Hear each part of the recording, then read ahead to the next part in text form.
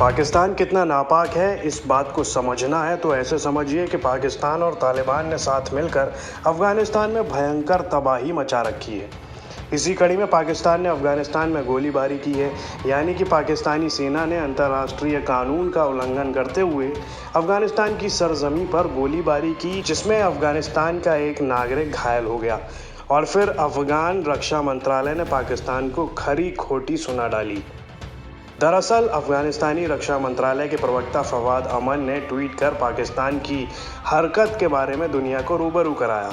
फवाद अमन ने ट्वीट में बताया कि पाकिस्तानी सेना ने आज दोपहर कुनार प्रांत के ऊपर एक D-30 रॉकेट दागा, जिसमें शेल्टन जिले में रॉकेट हमले में एक नागरिक घायल हो गया। यह हमला अंतर्राष्ट्रीय कानून का उल्लंघन है और एक अच्छे पड़ोस के सिद्धांतों के विपरीत है। पाकिस्तानी सेना के इस हमले से दोनों देशों के बीच तनाव और बढ़ सकता है। चलिए अब आपको उस रॉकेट के बारे में बताते हैं जिससे पाकिस्तान ने अफगानिस्तान पर हमला किया। दरअसल D-30 होवित्ज़र तोप मूल रूप से सोवियत संघ के ज़माने का हथियार है। इसका यूज़ भारत, पाकिस्तान के साथ साथ दुनिया के कई देशों की सेनाएं करती हैं।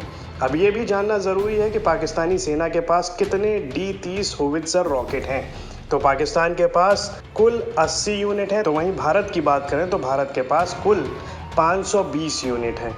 इसे 122 mm होवित्ज़र 2A-18 के नाम से भी जाना जाता है। इसकी रेंज 15.4 किलोमीटर से 21 किलोमीटर के भीतर है, जो तोप के गोले के आधार पर घटती और बढ़ती है।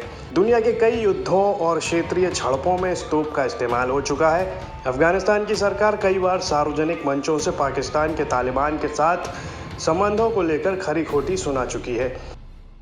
अफगानी राष्ट्रपति अशरफ गनी ने कहा, खुफिया अनुमान संकेत देते हैं कि पिछले महीने पाकिस्तान और दूसरे स्थानों से 10,000 से ज़्यादा जिहादी लड़ाके अफगानिस्तान में दाखिल हुए हैं। पाकिस्तान शांति वार्ता में हिस्सा लेने के लिए तालिबान को प्रभावित करने और आतंकवादियों की सीमा पार गतिविधियों को रोकने के आश्वासन को पूरा करने में नाकाम रहा है। तालिबान पिछले कुछ हफ्तों में पूरे अफगानिस्तान में तेजी से आगे बढ़ रहा है और देश के बड़े हिस्से पर कब्जा कर चुका है। गनी ने कहा कि प्रधानमंत्री खान और उनके जनरलों ने बार बार आश्वासन दिया कि अफगानिस्तान की सत्ता में तालिबान का आना पाकिस्तान के हित में नहीं है।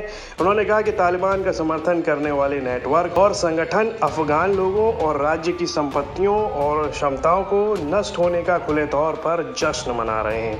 ब्यूरो रिपोर्ट, भारत तक।